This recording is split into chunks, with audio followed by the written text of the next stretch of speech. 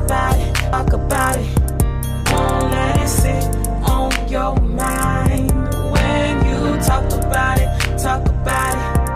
know that it will be alright. Let's talk about it, talk about it. Hello everyone, my name is Teresa Alphonse and you are now tuned into episode 2 of season 2 of the Mindful Podcast. So today we're talking about one of my favorite topics. I feel like I say that every episode, but I like talking about college in particular because it was just a pivotal time in my life. And I think the good, the bad, it was an experience, period. So we're here to talk about that. And today I have some lovely guests here with me, France Belazier and Soraya Jean-Baptiste, who are veterans of the podcast and they've been here before. So I'm just going to have them introduce themselves and just have them tell us how they're feeling. So my name is Soraya Jean-Baptiste, and I would like to call myself a women's empowerment advocate, as well as a conversationalist. I believe that you can learn a lot through conversing with one another and just having healthy discussions. That's how I learn more about myself as well as other people. And I'm feeling okay. I know that through a bit of reflection about college, it kind of stirs up a lot of different emotions. But for right now, I am feeling okay. Good. I'm France Belazier Augustave. I'm a licensed independent clinical social worker. I think ditto, all of the things that you said. I love being on the podcast. I like this opportunity to be able to talk. Sorry, I'm going to talk a lot with my hands. I can't help it. Okay, but yeah, I'm excited to be on. I'm excited to talk about college. I feel like college was definitely a really important part of my life and like really set the stone of what I wanted to be. And I feel like I found my voice in college. So hopefully we get to talk about all of the above. I think we're gonna get into the nitty gritty. So first off, where did you guys go to school? And if you don't mind telling us around what time period were you in college as well? Okay. I went to Simmons, formerly known as Simmons College. Now it's Simmons University. They got money now, I guess. Oh, I didn't know that. I know, yeah. They just, I want to say maybe in the last year or two, they just recently changed the university status. I was a class of 2009, so I started in 2005. Okay. Yeah. Okay. I went to UMass Amherst, and I started in 2009, so while you were exiting, I was entering. I was class of 2013, which is, I believe, was a very, very strong class. I don't know what it is about that class, but I see a lot of people in that class doing a lot of different things. Yeah. So I also went to UMass Amherst with Soraya. So on this episode, you're going to hear us talk about a lot of shared experiences. That's actually where we met and we developed our friendship. So I will say from college, one of the things that I love is the fact that I have lifelong friends from it. And I think the experiences that you go through are what make those friendships. And then also what I feel like breaks them as well, because you are such a different person in college. And what I'm doing now, and we went to college during the same time period, graduated in 2013, I feel like where I am now with a lot of my college friendships is realizing that I've outgrown a lot of them. Because I feel like, so to give you guys some background, I was in a residential academic program. So we called that a RAP in college. And my RAP was basically for people of color who were really, really close to making it into the honors college, but like for whatever reason, maybe it was GPA, maybe it was a weak recommendation letter, maybe you didn't do an AP course or whatever it is, that you just did not make the cut. So out of, what do we have, like 25,000 undergrad students at UMass Amherst, and I think of that, it was maybe like 8% people of color. So if you're thinking about the context of where I was freshman year, lots of white people around, but our floor, our area was all POC, which I think in that regard was an amazing experience. I always go back and forth. Sometimes I'm like, oh, I wish I was like with everyone else in college, but then I think it's amazing because it wasn't just, I was coming from Brockton High, so that's majority POC, and then when you think about the people of color there, it's very much Haitian and Cape Verdean. Right. So my rap, we had a Cambodian boy who was on a podcast who identified as being gay.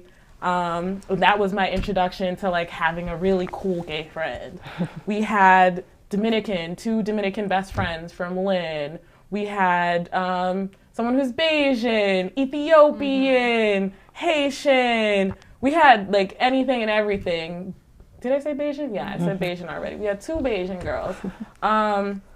So I think having that space, and then also what was cool about our rap too is we had a bunch of professors that were people of color. Oh, nice. And a lot of them were immigrants too. So I thought like I had a very unique experience in having people that looked like me teaching, and then also our advisors were all people of color. So did you guys is Simmons predominantly white? Yes. Okay. Very white. So how was that being at a predominantly white school, especially because you went to where? I went to O'Brien for high school, so that was, I would say, out of the 3 exam schools, it was most diverse in terms of POC and stuff like that. Yeah.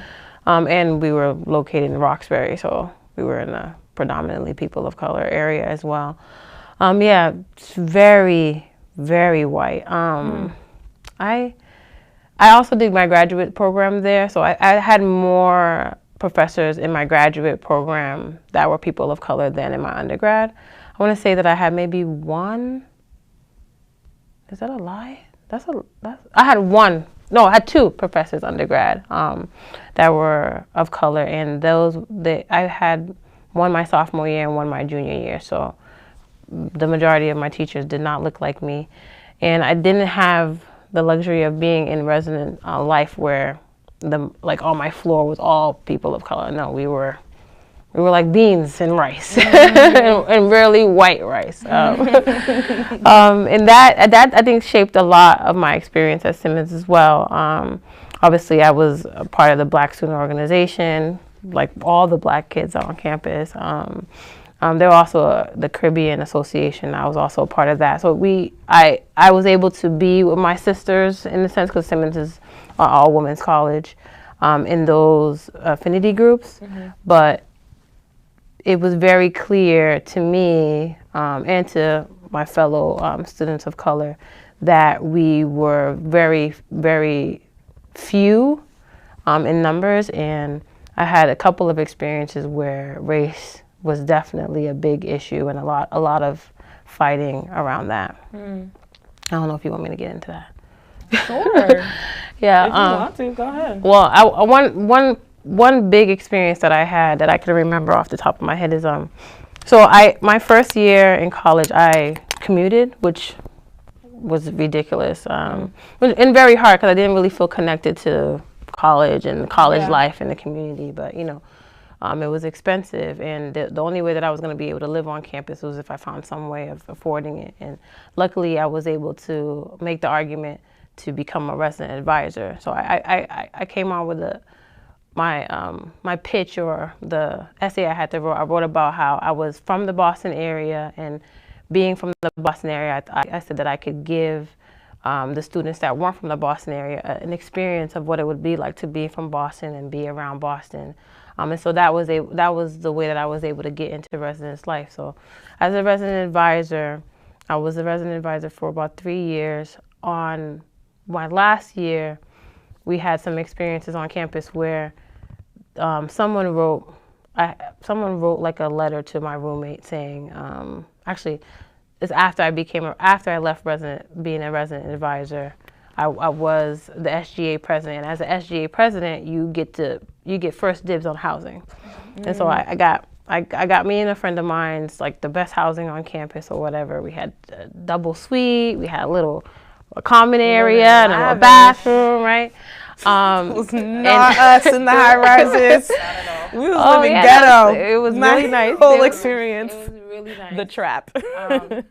And as like a social activity, they put like our names in little baggies on the first floor, and you could like leave a note to the different residents in the room. And someone left a note in my friend's baggie, who was a Muslim student, who was a black African American Muslim student. Go back to your country, right? And first of all, she's African American. Like, right. She is. This is her country. Like, what are you talking about? So that kind of like spiraled. Even if she wasn't, this is her country. Right. Yeah. So that spiraled into this big uproar. So we ended up doing a stand-in on the campus during lunchtime. So the Black Student Organization and a couple of other Black students stormed into the dining hall in all black, and like stood up on chairs and said, like, you know, we're not going to tolerate this. Like, we're here. We're paying the same amount of money that you guys are paying. You know, we're here to get our education, and we're not going to accept for us to be singled out. And we had a mixed bag. You know, some students were like, oh, this is horrible. This shouldn't happen to you. Other students felt like, you're disrupting my dinner time. Like, what are you guys doing here?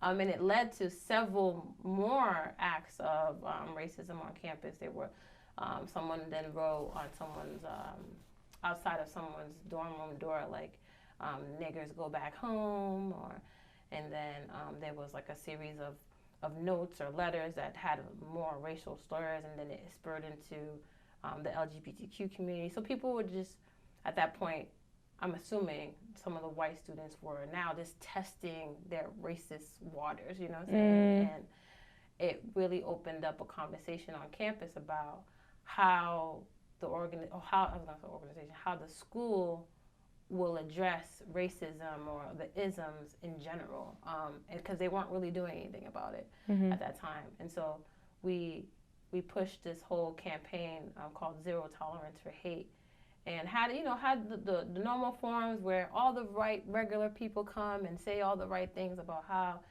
you know, they don't believe in racism, and we all are equal. And, you know, we had those instances where, you know, that white student says, well, I love my friends, and I have 1, 2, 3, 4 black friends, and counting. And having those experiences on campus, or having that one particular experience on campus, really made me feel like, oh, I'm a black woman. Right. You know, oh, shoot. You know what I'm saying? Like, yeah, that's real. I'm black as hell. Have you had that moment on campus? Being on campus was the first time I recognized that I was black.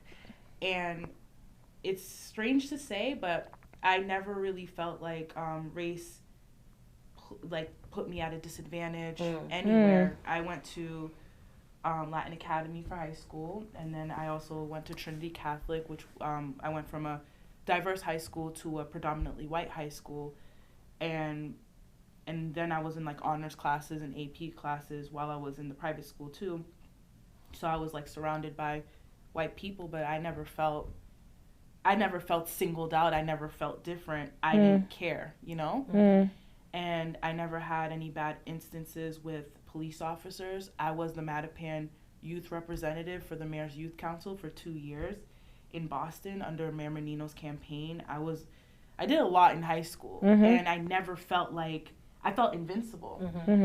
When I went into college, it was the first time I felt singled out. I felt different, and I thought college was going to be what I thought college would be and what I got in return were two different things. I thought college was going to be a place where we can finally have conversations around race that's intellectual with the right people. Because I used to always feel like, okay, I'm speaking about race all the time with like friends and people that look like me, but what about the people that don't look like me? I feel like their perspective is valuable, and it'll allow us to understand the other side of it. Why are you looking at us this way? Or like, why are people experiencing certain things that other people aren't experiencing? When I realized that wasn't happening, it's weird. I went to a predominantly white college, but I felt like I went to a HBC. I say that all the time. And because I was always around the same people, it was white noise. You know, I had one instance of racism that happened to me that I remember. Well, there was a couple, but this one in particular was the first one that happened to me. It was my freshman year. And I was just chilling in a room with my friends. And, you know, it was one of those drunk nights where these white people feel bold and they actually talk to us. Because other than that, we're invisible. And they're invisible too. So I'm like, all right. And someone knocks on my door and drunk busts in there and just, you know, starts saying racial slurs and tell me how does it feel to be black and all this weird stuff. But it's like he's just being very like rude, disrespectful. And the next day I see the same person and he pretends like nothing happened. And from there I just solidified that, you know what I thought I was gonna get, I'm not gonna get. And that's where the division, I believe, began, where I just started to see these people as white noise and found my tribe, which was people of color, and I started to connect with that. And it's weird because before that, I was connected with everyone because I didn't feel like I was different until I went into an environment where there's a lot of people there that never seen a black person, never had an interaction with a black person. And college was also where I learned my vocabulary to speak about certain issues. I learned about what it meant to be black. That was where I realized that there's so much information that's hidden from us and we're not even able to really analyze it because we don't know how much we were missing. There's some people that, like, I can only imagine the people that never sought out the information that's out there because me knowing that it was available, I learned more about who I am, what it means to be black, the different criterias of blackness. And that's something that was far-fetched to me. I didn't know that existed. And I thought about all this missing history about black people that is like only introduced to you in college if you want to. You know what I'm saying? Like you have to take it as an elective. You know what I'm saying? Like, this is interesting. Whereas I'm always learning about Christopher Columbus, World War II, all this stuff. And what's the point of Black History Month when you're realizing that we haven't even scratched the surface of what black people have done. I mean, we had a library dedicated to W.E.B. Du Bois. And did people even know who that was before they went to college? Isn't that strange? I've had experiences very similar to the both of you guys. So my elementary, high school experience, I've gone to predominantly black schools, Brockton High, but then I've also gone to schools with majority white people. And when I was with white people in middle school and elementary, like I knew I was different because people would tell me I was different. Like they tell me like, make your hair stick up again, or people knew I was the token. Like people assumed that I could sing, people assumed that I could dance. I can dance. So luckily, I mean, I was in the middle of all like the circles and all the dances and stuff. But like Soraya, I still connected with people, so I didn't feel outcasted. I did feel at the time though, like there was this burden that I did have to represent for an entire race of people, which is part of the reason why I decided to go to Brockton High instead of continuing on in Easton Public Schools. But it wasn't until I got to college where I realized that there is this connection with access in my race. So I remember being like so vividly in a sociology class. It was race, class, and gender, one of my favorite classes that I have ever taken in life. And I just remember being in that lecture hall with maybe like 100 plus kids. And like, it was just a format of learning that I was not used to. And the vocabulary people were using, the way, like, it was just like everybody was on the same page about how to be in college except for me. And I'm just like, and yes, it was a mixed class. It was freshmen, it was upperclassmen, whatever. But people are just raising their hands right and left. And I'm just like, oh my gosh, everyone's so articulate. And I remember calling my mom. Mind you, I was in AP classes. Like, I was in honors classes. I graduated top 10% of my class, like all of that. And I've always been not to toot my own horn, but like gifted, and in gifted programs. But for whatever reason, at that point, I just did not feel like I was prepared. And I called my mom afterwards crying, just like, I don't think I can do this. Like, and this is me saying college isn't for me. And she's like, no, like, you got it, whatever. And then, like, slowly, eventually, I learned the language. I learned how to, because it's not just a matter of, we all know this, like, it's not a matter of being smart or having capacity. It's like you have to learn how to be in school. Like, there's a culture of being in school. And I feel like certain communities are prepared for that culture more than others. And, like, that's when I was like, okay, so going to Brockton High meant this. And them going to Wellesley High or whatever school they're coming from, Oliver Ames, means this. Yeah, I agree with you, because I do think that, at least Latin Academy is more focused on liberal arts. Different, I don't know if you remember the exam school systems and stuff, but Latin Academy is more focused on liberal arts, so our writing is like the focus. Writing, reading, dissecting articles, like we know how to do all this stuff. That's why I know that a lot of people in college, they struggled with writing, and I saw that it was mainly people of color, because there's a certain essay format that you're supposed to write like, but if you're not going to a college preparatory school, you're not going to know that this is what the requirement is to write. And I think they do people a huge disservice by going to certain schools where it's like, yeah, you're getting all the grades, you're getting all this stuff, but are you preparing me for college? You know what I mean? Yeah, I can be getting all these A's and stuff, but I'm disconnecting because now I go to college and I feel so behind. I don't have the language. I don't have this.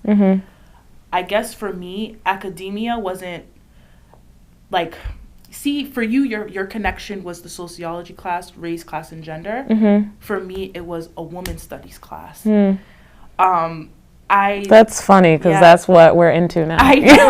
Like, when it comes to like gender politics or just like learning the language of what I've always been feeling all these years, where it's like, that's the thing. I've always been feeling it, and now I know how to articulate it. Now I have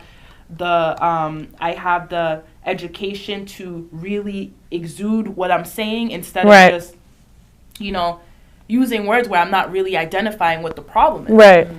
And I guess that's where I fell in love with gender politics. And for a period of time, I was gender nonconformist. There was a lot going on. You know what I mean? You learn all these terms, and you're like, yeah, we gotta use them. Gender is fluid. You know, Gender's not real. It's a social construct. I remember I used to use that all the time. It's real. Like, yeah, it's real. Society created this. Blah blah blah. Right. And just parroting. But then when you're able to look outside, like so we were in the box when we were in high school. When you go to college, especially when you go to college far and you step outside the box, you're able to analyze yourself when you were in the box and thinking like, wow, I can't believe all this stuff was happening around me and I didn't see it. Right. You know what I mean? 100%. And I'm like, wow, this is like groundbreaking. Like, 100%. I can't believe like I'm like being objectified constantly. And for me as a woman, when you're young, like a lot of women are seeking validation from men. You know what I mean? We're thinking that our capital is linked to our beauty.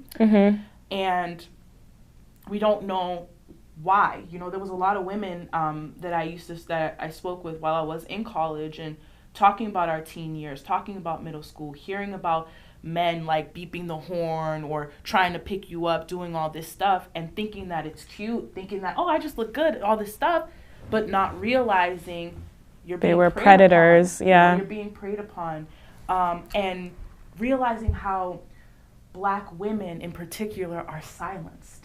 A lot about sexual assault, sexual abuse. It happens a lot in our communities, and there's not a voice for it. And I was so happy that I was given the opportunity to get have the jargon, have the statistics, and bring it back to that community, because there's a lot of people that they just don't know any better, or they don't have the tools to realize that it's not okay to feel like it's your fault. You know, we live like, and I remember growing up where you're hearing constantly like, well, you're dressed like this, what do you think is going to happen? Or, you know, you're fast, you're this, you're that. And the men never getting a glance. Like, what's your problem? You know, why are you sexualizing me? I'm 10 years Rape old. culture in college is huge. Yes. And it's normalized. I feel like there are so many women that have stories of people preying on them, especially in times where they're inebriated and have been drinking and partying. It's normal. Like, I feel like our first night, I feel like we always talk about this, but like the first night when you're dropped off by your parents on campus, everybody's just like walking around, everybody's drinking, and it's just so normal for groups of guys to try to get you back to their room. Yeah. Like, that is the culture. Like, it is, you are a prize, especially as a freshman. I didn't experience that. 'Cause Really? I went to No, on girls, all yeah. Oh, yeah, that's true. college. I definitely experienced that. I mean, everyone knows the first party you go to is at MIT and Chocolate City. That's where we Yeah, me too. Heard about that. Where you go. And definitely that happened there and on those different campuses.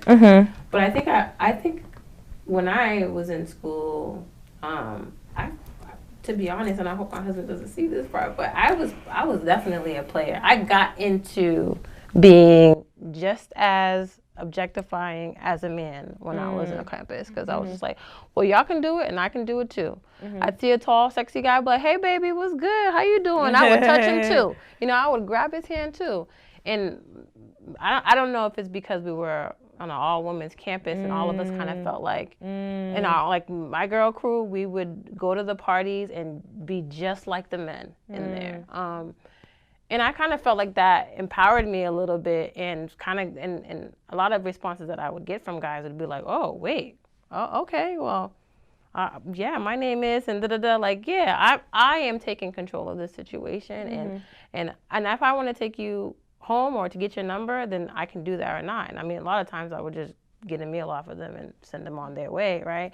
But I think it really gave me the confidence to show that I didn't have to be what they thought I was gonna be, and that I was gonna have control over the situation. And I think that your environment played a huge role. Yeah. like you said, Yeah. Because I realized women that I meet that went to like all-girl high schools or like all-girl college, they have this air to them of confidence, but it's because like you're not like, you don't have to worry too much about the, you know, the day-to-day, where guys are doing this or catcalling or all this stuff. It was it's constant definitely for a us. different experience. Yeah. Definitely a different experience. But I know, like, I don't know, it's weird. But to like veer into like self-discovery, because you know we're talking about where I found that like how my values aligned more with women and advocacy for women. I also like I realized that, you know, in college I had a reputation, and I had a reputation for being very maybe very loud. I had a very strong personality. I was very extra, you know, whatever that means for a lot of other people. Did you clap a lot? Yeah, I don't know. I did whatever I wanted. She patted her head a lot. I did pat my head a lot. You know what it was? I honestly didn't care about what anyone thought. I walked funny. I pat my head. Sometimes I talk with an accent when I felt like it. I did a lot of stuff. Wait, what kind of accent was I this? pretended I was French one day. Oh my God. I was like, it was just fun. I did it with, yeah. Me and Joanne actually did that too. So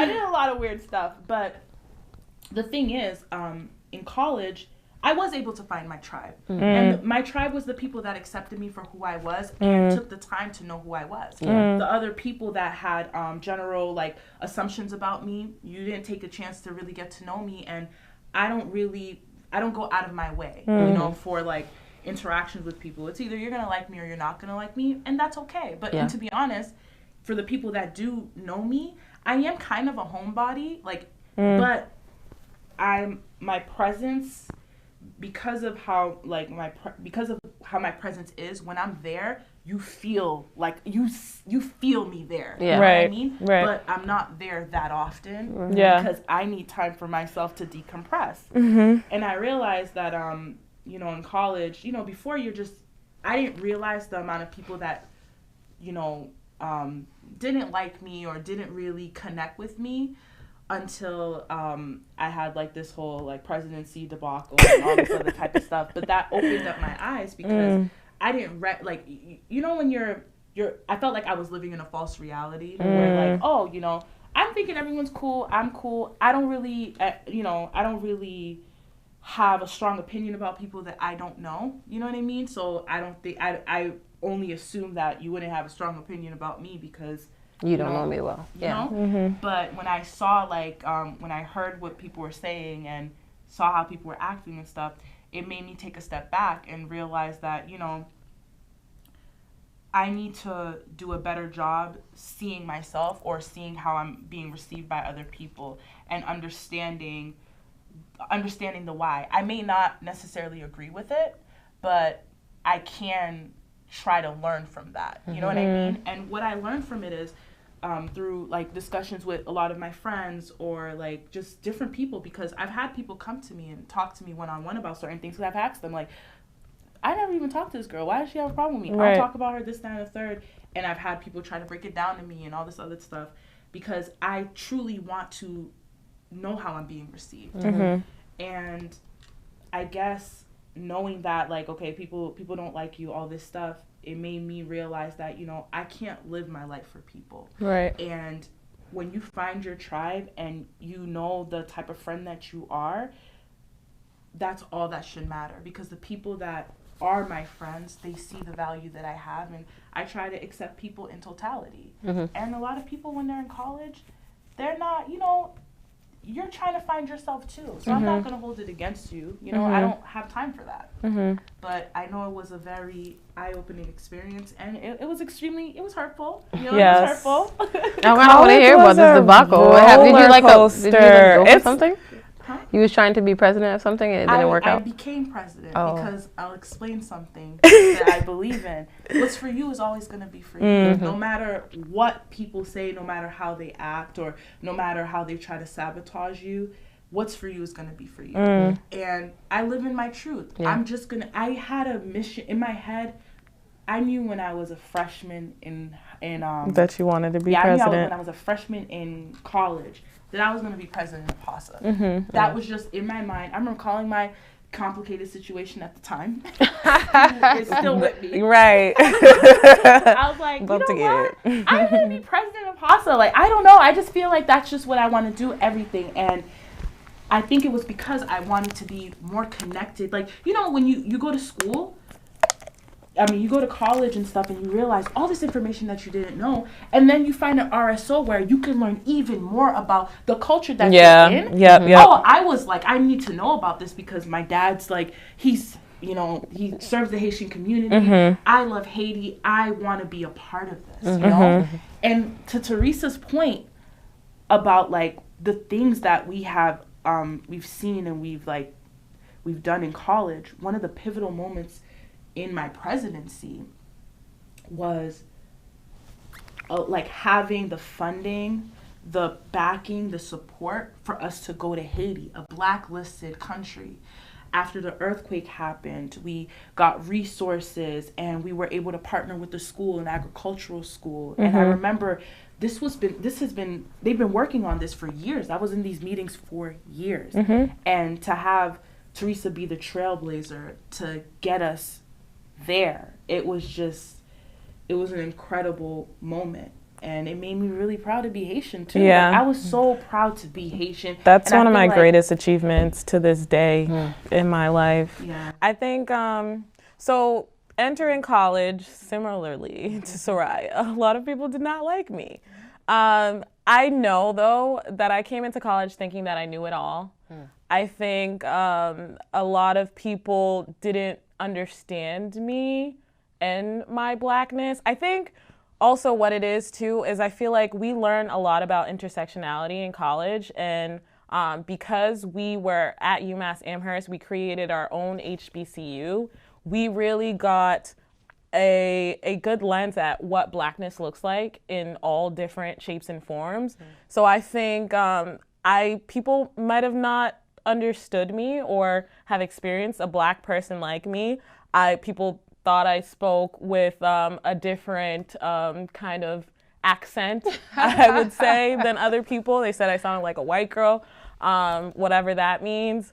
I think, so in high school, it was almost like my crew, like we were, I wouldn't say we were mean girls, but like we enjoyed kind of, we enjoyed talking about other people. Like we enjoyed kind of emulating some of the like characters we would see on TV, and we spoke like them, and we had mannerisms like them, and we would have our like fake Louis bags, and like we thought we was running it like in high school. And I feel like because of the dynamics at my school, like I played sports, I was friends with, I wouldn't say I was popular, but I was well known. Like a lot of people knew me. And I think I entered college with the same expectation that like I was gonna be well known and that I was gonna kind of have a crew and run my crew, and like that I would be a leader, like, and continue to be the leader that I was in high school. But I think going to a place where, yes, I went to a big high school, but again, UMass Amherst is huge, and it's a bunch of people from different walks of life. I found myself a bit lost, and especially freshman year when you're not aware of what organizations are out there. Like first semester, I wasn't really a part of anything, and then like going to the zoo too, I didn't really drink or anything in high school, so going to the zoo was my opportunity to be free, to try alcohol, to go party. And I think I really kind of got to a point where it was like excessive. Like I was always in a party, I was always drinking because I felt like that was the culture. It was normalized. And even at 18, like we were having upperclassmen go buy us alcohol, and just like if we didn't have an exam the next day, it's like, what we doing? Okay, we buying Rubinoff, like let's drink. Like it was just so normal, and everyone around me was doing that in the same way. And I think it took me a lot too to realize that some people have a larger tolerance or capacity to be doing the same thing that you're doing. So like I feel like I would get to a point where I'd get so intoxicated that I didn't have control, even if someone else would drink the same amount as me, and then they would still have like all cognition. So I think the drug culture is something that kind of, that was a point when we're talking about like losing ourselves and finding ourselves. I definitely feel like I lost myself in that, and I felt like it almost got to a point where it was just like, because I'm using and I'm creating all these bad experiences, and when I say using, drinking alcohol, because I'm using and creating these bad experiences, I feel like I have to continue because it makes the experiences while I'm in it better, even though once I sober up, I'm like, oh my gosh, like I did X, Y, and Z, and like these are the repercussions for it.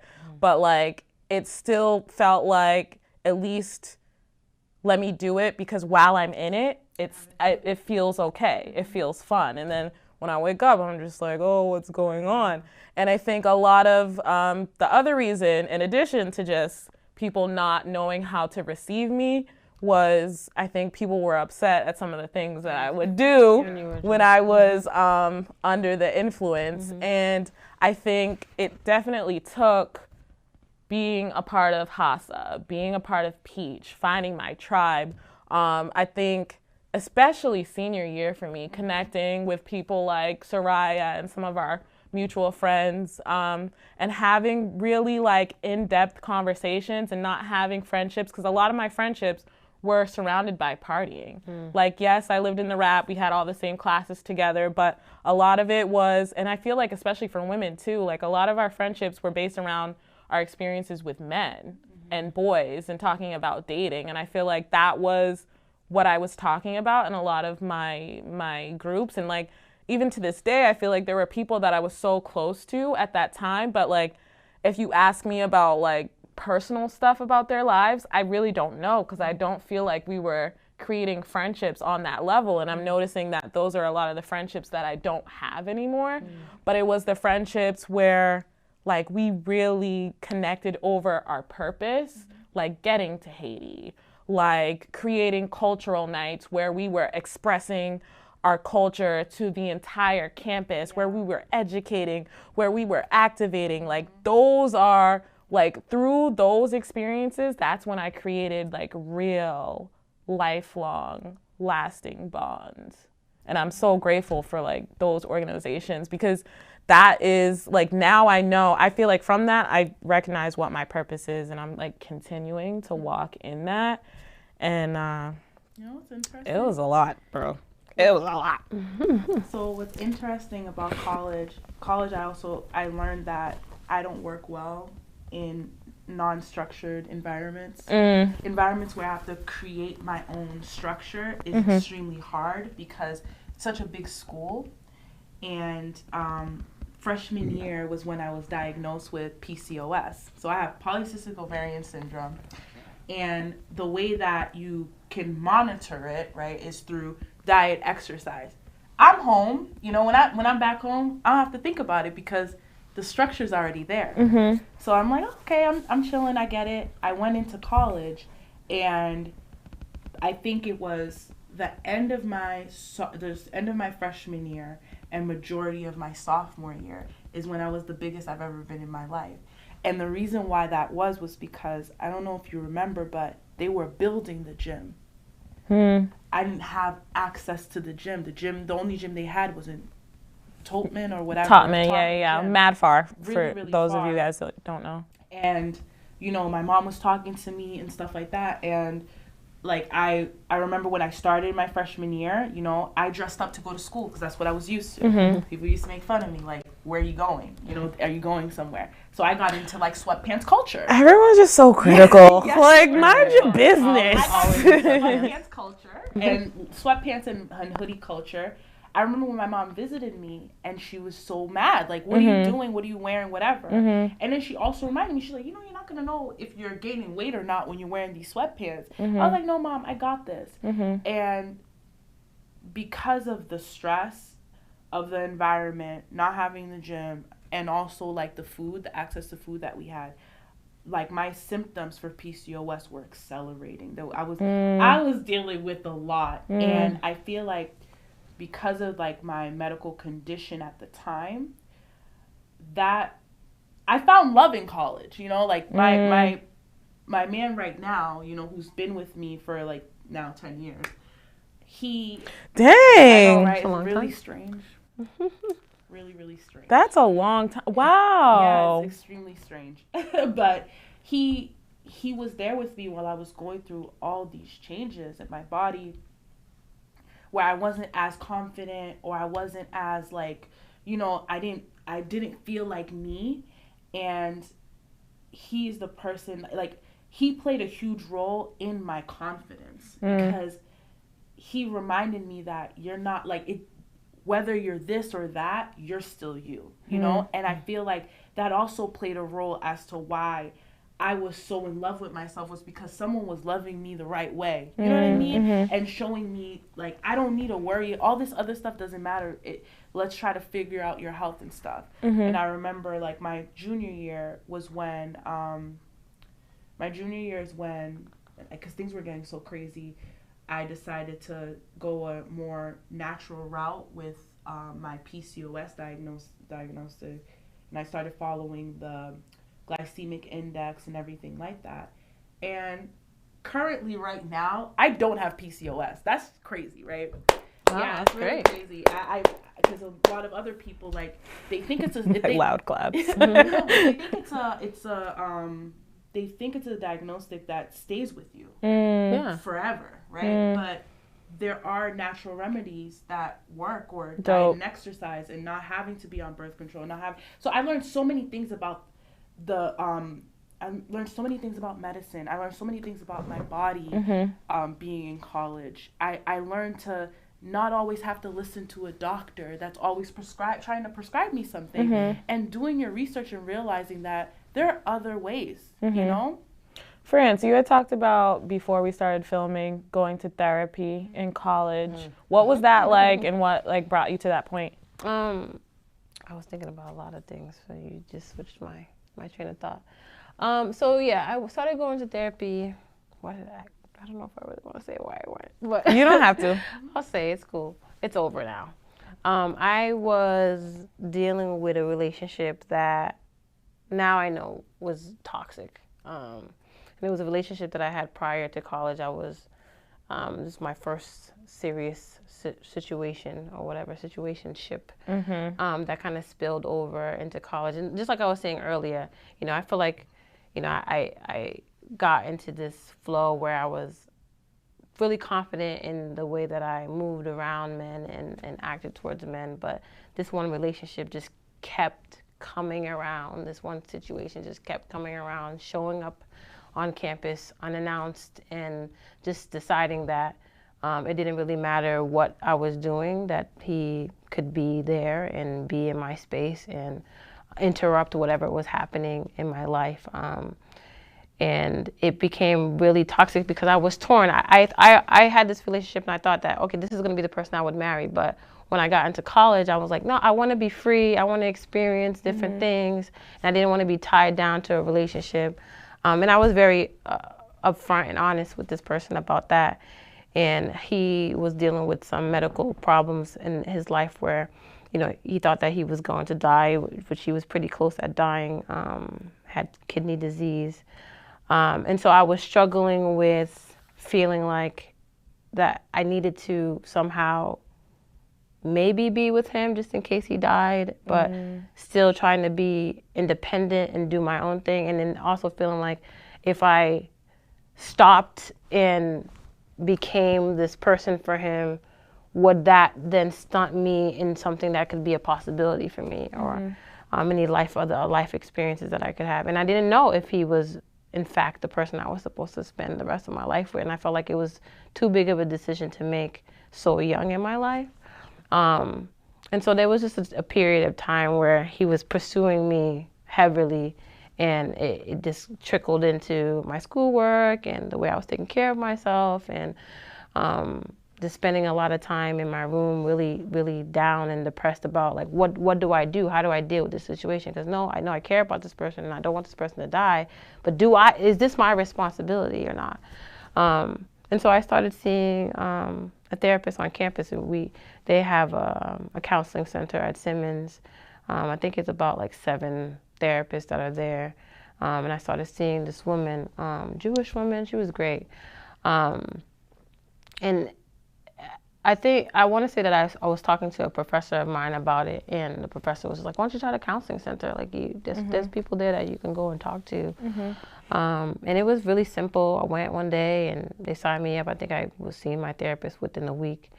And I just started talking out this relationship, and in the conversations with her, I realized that like it wasn't my responsibility to be this person's person right now, and it was okay for me to want to be free and want to do my own thing and want to think about what my life would be like without him, and that honestly I needed to focus on my life and on my education and do what I needed to do for myself. And so I probably seen her for probably like a year at the most. And then I stopped going because I felt like I can deal with it on my own. Did we have therapy on campus? We did have therapy We on probably campus. did. We had 10 free sessions a semester. Wow. Yeah. Just because I had You guys had to pay? I mean, 10 with free insurance. sessions? Oh, okay, yeah. With insurance, you get it. But I had no idea. You know I what's should have weird? used it. College, in my opinion, is a social experiment because Definitely.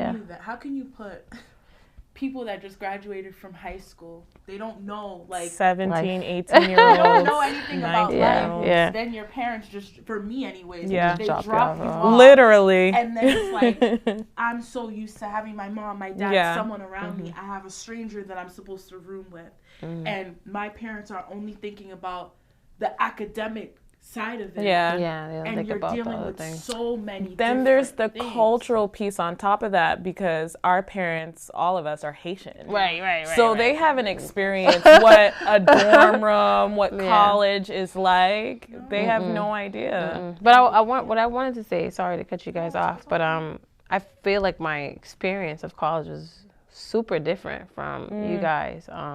You know, you said it earlier. Just I feel really blessed, and not to like.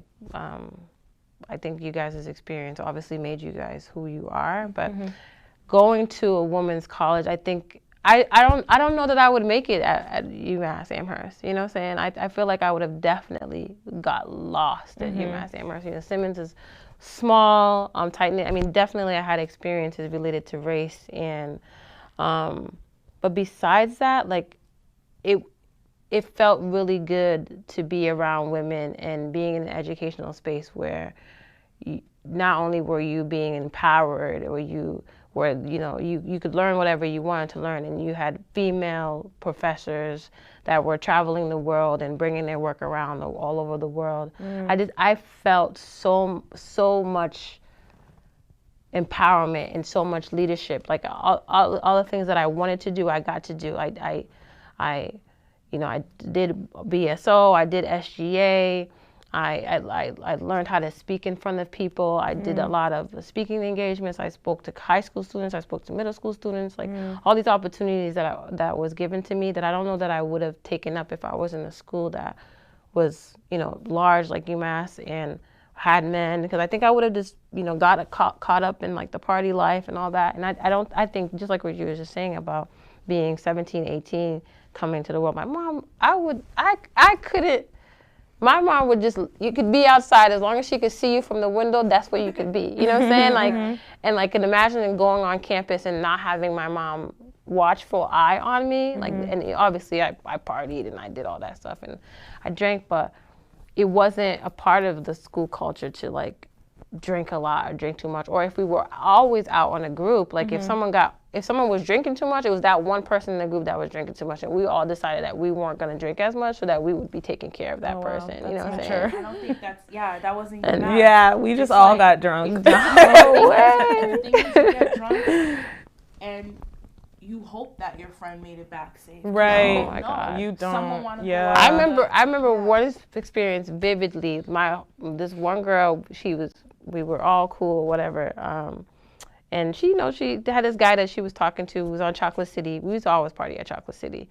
And she wanted to hang out with him. And we're like, we're not leaving without you. And she was like, well, I'm going to go hang out with him. We camped outside of his dorm room until she came out and did the morning walk. It was not us. we were all That sleeping was on the not couch us. outside his room, like just sleeping. And we just, you know, part of being an RA, like we did floor snacks and we talked about rape culture. We talked about safety in numbers. We talked about, you know, just supporting each other and not leaving anyone behind. And so we legit spent the night outside of this guy's room just because we wanted to make sure she got home safely. And you know, so it's just like, I feel blessed that I had that experience because I don't think that I would have made it through college if I went to A lot of school. people didn't. And I think I wouldn't have. To your point, going to UMass Amherst, I believe, made us strong. Yeah, Yeah. Made us definitely. extremely Agreed. resilient. Definitely. I am very comfortable in my own skin. I'm not afraid of things. And, you know, realizing that, like, a lot of girls were slut shamed. A lot of girls, you know, like, you had to either allow yourself to be like, no, you're not going to be able to tell me my story. And I believe, like, a lot of the women in my group, like, we changed it into sexual liberation. Remember that? Yeah. You know, you're calling it this, we're calling it sexually liberated. Yeah. And I thought it was interesting because when you're in an environment where, like, you do feel like you got to watch your back because you don't even know if you're like your friends in college Are really your friends. Really your friends. Yeah. Are they talking about you? Do they have the same guy that you're talking to? Are they doing this? Because you see a lot of stuff. The school is so big. Yeah. You know what I mean? Yeah. But And it's very interesting that, like, people were so obsessed with sex in college, especially, like, the sex lives of other people. Like, to Soraya's point, like, people would tell me what I've done and what I have not done. And if I would tell people what I have or have not done, people would be like, I don't believe you. You've done this. Like, my group of friends, I'll be perfectly honest. Forums too. What There were forums? forums where people invited people to talk about. Oh yeah, It was like it was bad. Like, everybody was in everyone's business. So like my group of friends, like we all came. So I grew up in a Catholic home. So I went to college thinking like, okay, marriage, like I'm saving it. That's it. And my group of friends was like that too. We were all sons and daughters, or daughters at least, because the men, they were out there. But the daughters of immigrants that were just like, we've been told our whole lives, like, we got to preserve all of this. This is not for just anyone. And my whole group of friends, virgins. But for whatever reason, on that college campus, nobody believed us. Everybody wanted to say, like, we were with this person and we were with that person. And, well, I can speak for myself because I can't be in a room with everybody else. But for myself, like, that wasn't the case. And I think people want to project, like, this idea of who you are onto you without really even understanding who you actually are. And I think for me in particular, I think from being like the party girl or whatever, people couldn't fathom that, like, I could be intoxicated and not let a man take advantage of me. Yeah, and I mean, Teresa, she had that experience. Me and Teresa, we started building our friendship and getting more intimate when we were in our senior year, working more closely together. I think it was junior, senior year, that's when things started to really like solidify itself and having a really solid foundation of friendship. But before then, like, it was just like, I was on the outskirts of it. I would see it and be like surprised and not want to be a part of it. You know what I mean? I was a what do you call it? I was a like a spectator. fly on the wall. Yeah. You know what I mean? A spectator. I was a wallflower. I was just observant. And I also had like I had a huge energy, but I believe that because there was someone around that I just felt grounded with, I didn't have to experience those type of talks because there was he was just always there. You know what I mean? Like my you got wiped down early.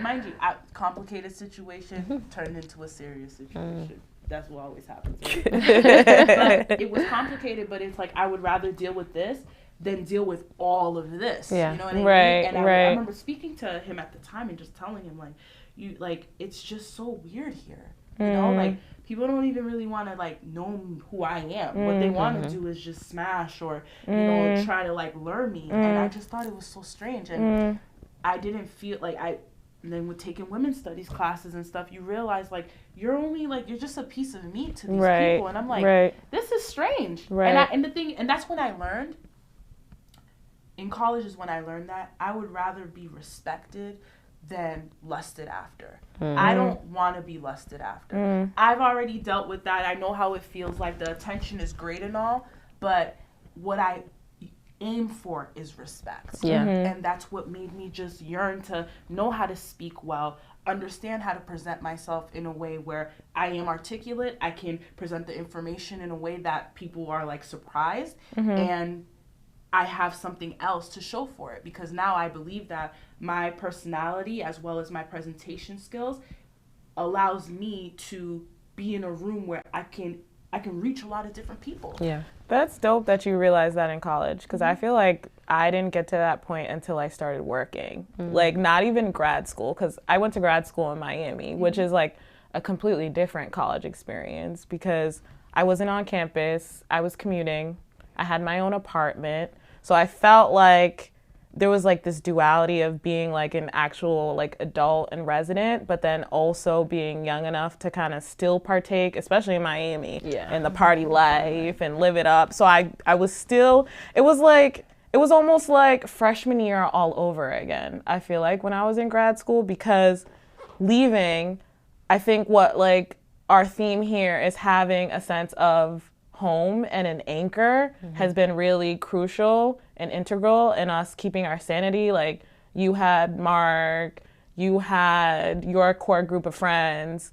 I had a group of friends that I thought was my group of friends, but that's when it was like very turbulent. Then I found my core group, I found my purpose, but then it all over again. Like, and then I'm in an environment that's even more tempting, that's even more lustful, sinful. Like, everybody in Miami especially is like there for a good time. Everyone's out there on vacation, so nobody nobody's trying to be in a relationship. It's all situationships, up and down. Not even that, it's just like, I'm here for one night kind of thing. And it was like freshman year all over again. It was very difficult. I think it wasn't until I got to a place where I had consistency, like I came back home and started working, that I feel like I really started to find my voice and who I was, and started to, because I feel like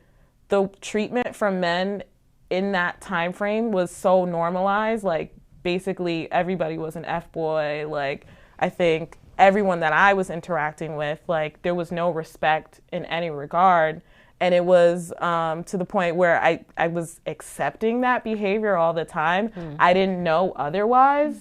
So it was just like, now that I'm like, it's crazy. Now that I'm 28, I feel like I'm finally attracting people that are at my level, and like who I can actually, because I think even with the F-boys, I would see myself with them, but I think that spoke to where I was at that point in my life. But like, it's like now I feel like I'm in a place where like I can smell it from a mile away. Like, don't touch me, don't talk to me, like, no.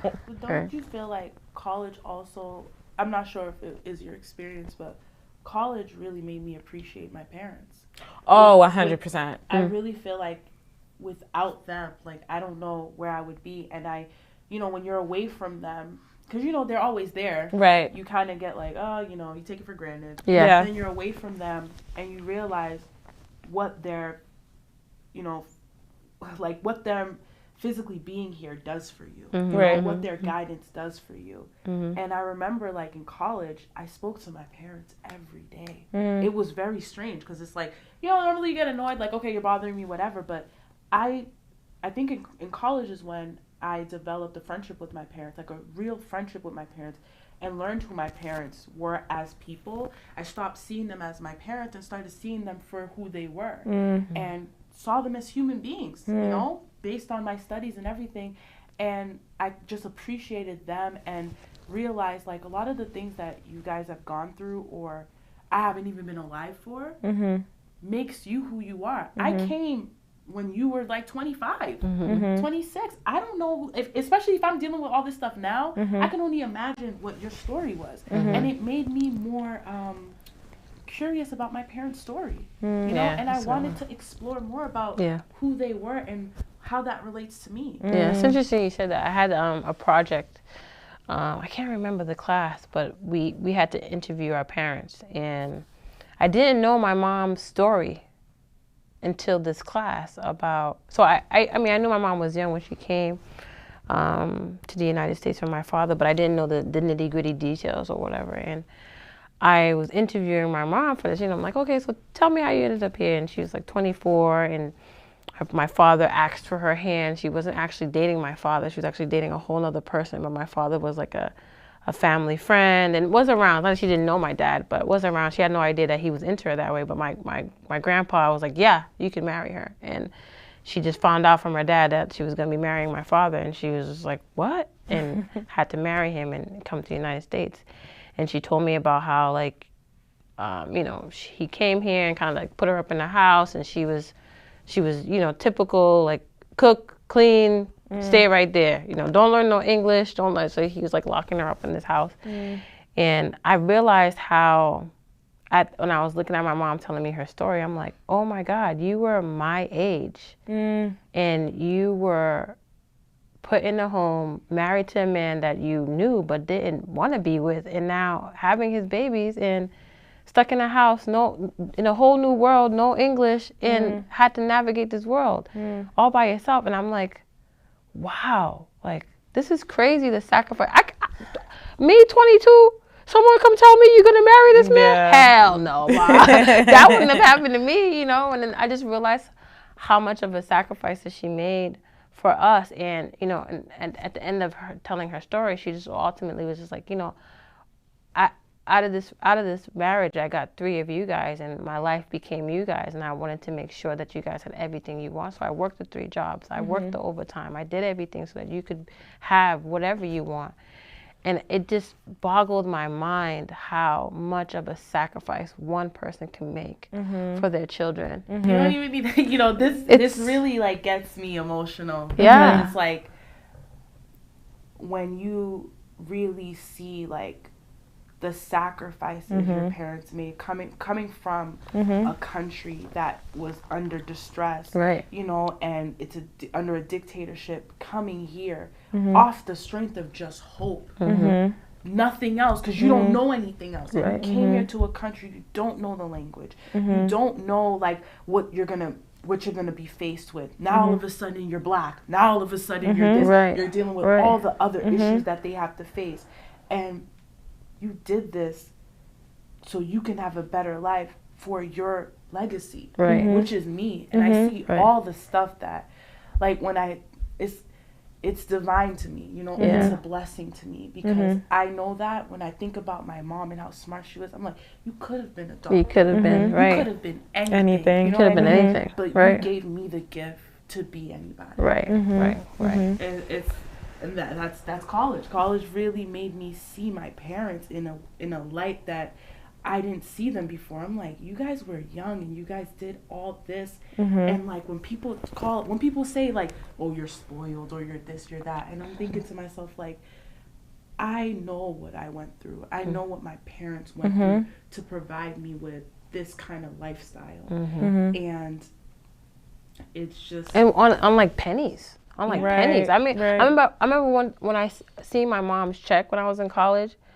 She was like making like $600 something every 2 weeks, and I'm like, how are you paying these bills here? Yeah. How? Yep. How? Yep. And I was in college making more than my mom, and I couldn't believe that she had a house, a car, and all bills paid. I never went a night without food in my mouth, and I don't know how she did it. Our parents are superheroes. When I think about the love that my parents have for me, like, it makes me scared. Like, it makes me so nervous. Like, my parents literally look at us as if, like, we are their limbs, we're their arms, we're their legs. And, like, I don't have any children now, but, like, I can't even fathom loving someone enough in that way, especially because our parents come here, well, in my case, they came before I was even alive. So it's like, to love someone you don't even know, you haven't even met yet, enough to come to a new country, learn a new language, and like, again, to the points that you guys have made, like, I've had conversations with my mom, because, you know, now, like, Me Too is big, and now people are calling out racial injustice. So I've had conversations with her about, like, so what happened when you came, when you didn't speak a language, and you were a woman, and you were young, and you were in these offices with these white men that knew that you had nothing else, and that you needed to keep your job in order to feed your 2 kids, because she was a single mother at that time. And she would tell me, like, I feel like she couldn't even express some of the things that have happened to her, and now I'm getting emotional. You better drink your water, girl. Just, like, I can only, because knowing what I've been through, I can only imagine what my mom has been through, what my dad has been through. My parents are literally the most brilliant people I've ever met in my life. And you know how this world looks at it, and now we're like not even college, but like, yes, it is connected to college, because college is the reason why they made those sacrifices, right? But it's like, for like my dad to be the most brilliant person in the room, and to know that people are looking at him as the dumbest because he has an accent. Like, that is just so crazy to me. Like, and then, like, on top of that, the fact that, I think what makes college, like, super important to me, and I think Haitian people in general, is just, like, my mom, at a point in time when she came to the U.S., she wanted to go back to school. When she left Haiti, she was teaching at, like, the top public school in Haiti. She became a principal at a very young age, like 24. She was principal. And then when she came here, she wanted to go back to school, but me, being the mama's girl that I am, every time she would leave, I'd be like, Mommy, why? Again? You're leaving me again? Again? So she felt so horrible that she didn't finish getting her bachelor's degree here in the U.S. She got her associate's degree. So, like, when I walked across that stage, that's what it was for. Yeah. It's okay. It's so true. Yeah. Like, it's so true. And that's why, like, I don't think people understand, like, immigrant children's relationship with school, because it's the opportunity that your parents wanted for themselves, that they're willing to sacrifice all for you to have. And for me, it wasn't a choice to be who I am, because my parents worked too hard to place me in these positions that I am, to the point that people can call me spoiled. Right. Yes, you better call me spoiled. My parents worked hard, bro. If anyone calls me spoiled, privileged, whatever, my parents worked hard. Like, you want me to show you where my parents were born, bro? Yeah, exactly. Like, these hoods, this Roxbury, Dorchester, Brockton, that's nothing. You have running water? Okay. You know what I mean? Not my mom's like, life. Exactly. And I'm telling you, like, I looked and see, like, my father's journey and what he's been able to bring back to the Haitian American community and the Haitian community that he serves. And my mom, like, being able to go through nursing. And I remember her telling me, like, how devastated she was every time she failed the NCLEX until she finally passed it with 2 kids. I went to school with my mom. I went to school with my mom while she was going to nursing school. And I remember how, like, she told me, you know, the tears, how difficult it was to have 2 children, and you're just working hard to provide them with this life that I have now. And that's why, like, when I see all the stuff that I've been able to do, yes, it's about me putting in the work too, but it's also about understanding that a lot of the reasons why I'm able to do the things that I'm able to do is because of the sacrifices my parents made. And college, whether it was, like, you know, it was a coming of age, it was all these things, the number one thing, like I said, I'm grateful for is being able to recognize that at the very end of the day, outside of the titles of mother and father, my parents are people. You know, they're human, and they have a story too. You know, and the story doesn't end with me. You know. So yeah, no, that's a lot. It's a lot. But college, that's what college was. College was a lot, and I'm grateful for the experience because, again, like we've been saying, it's gotten us to the place where we are today, and I think we value education a lot more than maybe other people because of our background and our experiences, and I would never take that piece of paper for granted because of the work and everything that not even just my parents, my ancestors put in to get me where I am. So I guess my last question is just similar to the first episode. Do you have any advice for people that are currently in college that might be struggling, that might feel like they're not going to make it through, or who might be battling some sort of mental health issue, depression, anxiety, whatever it is, bullying, racism? I'd say definitely tap into the resources in the school, like the counseling center. There's academic support usually, or reaching out to a professor that you happen to be close to and talking. Like, I think just like in the last episode they were saying, just like saying something, speaking up about what you're experiencing. And hopefully you're able to build a little tribe or have a crew that is like you, and it doesn't necessarily need to be looking like you, but if that's, if you're in a nursing program, a nursing crew, if you're in a sociology program, but I think finding one or two friends that, can understand you and you can ride the wave with them. And also understanding that you don't necessarily need to participate in every little thing. Like, if you don't want to use, you don't have to use. There's so much.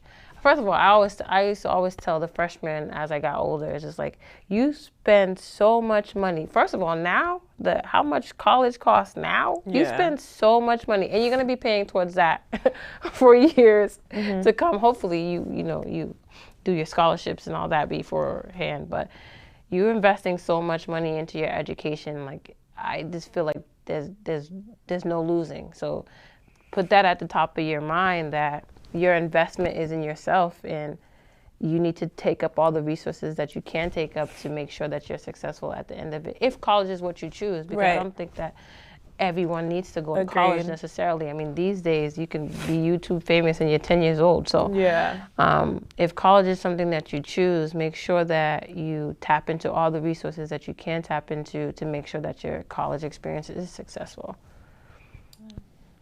I think that the advice that I would give people is that you're not alone. People have been through this before.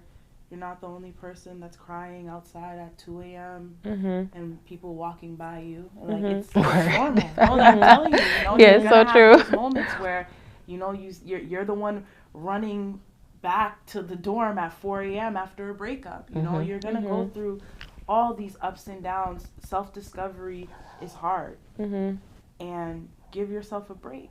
Don't think that you're gonna figure it all out. These are the toughest times, and I feel like even after college, when you realize that now you're really in the real world, it's like, did this even matter? You know what I mean? That's another question that you're up against. So just understand that it's a long road for self-discovery. Some people find it earlier than others, but appreciate the journey, because the journey is well worth it, because in the end you find yourself.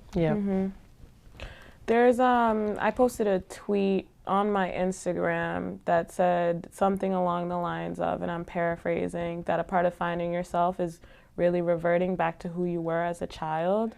So I feel like my advice would tie into that a bit, is like really knowing what makes you happy, like at your core, like without peer pressure, without pressure from parents, without society dictating whatever it is to you. Like, what do you really enjoy, and try to find spaces where you can do that on your college campus is what I would say. And then also FOMO, to Francis' point, FOMO is not real. Like, you're not missing out on anything. You can take a nap and stay in and not go to every single party. Trust me. It's all the same thing. Go to Pate Night or something. Over and over again. Okay, so to wrap up, we are going to do a mindful moment. And our mindful moment is a question of how you feel like you want to bring joy into someone else's life over the course of the next week. I'm going to say, actually, it's more of a challenge of how you are going to bring joy into someone else's life. I'll go first because I've had time to think about this. I think bringing joy into someone's life isn't as complex as like we make it. So I'll just speak to an experience I recently had. So I was in Italy last week, and I was at dinner by myself, and I noticed that my server was a trans woman.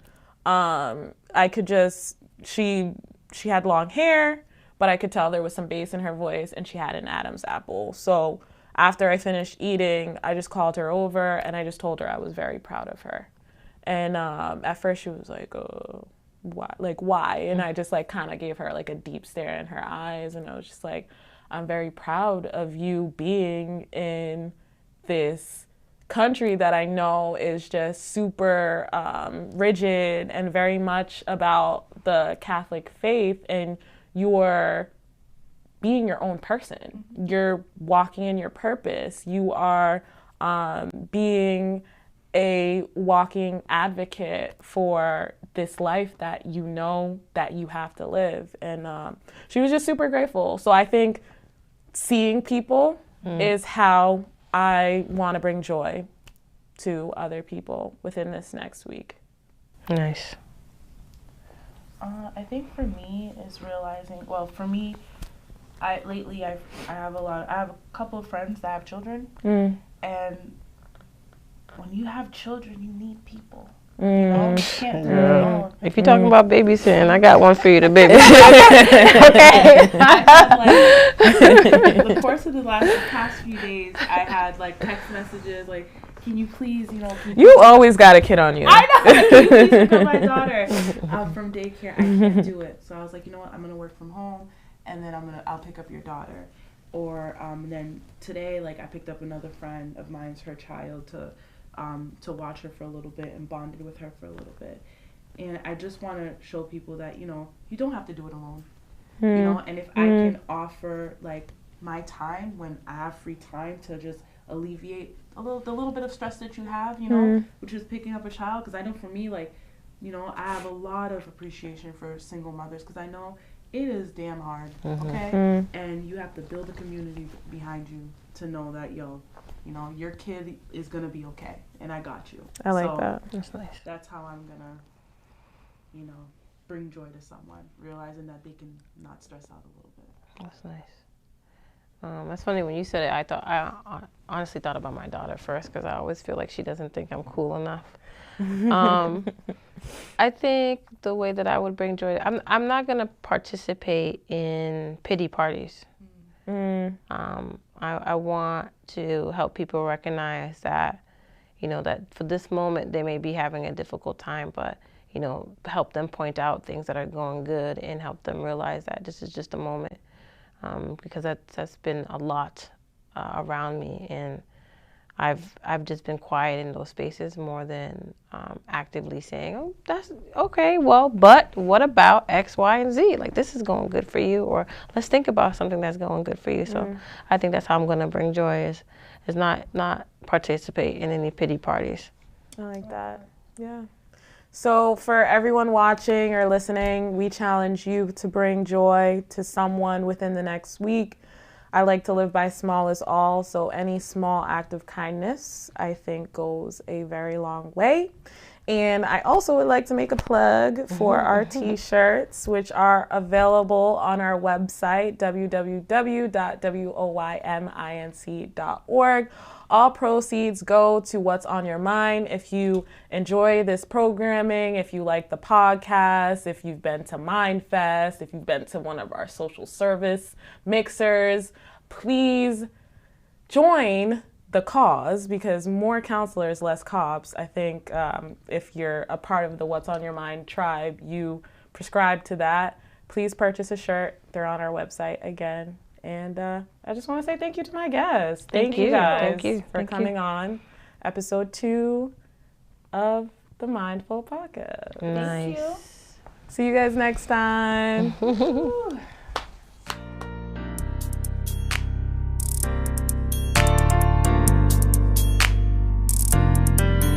Let's talk about it. Talk about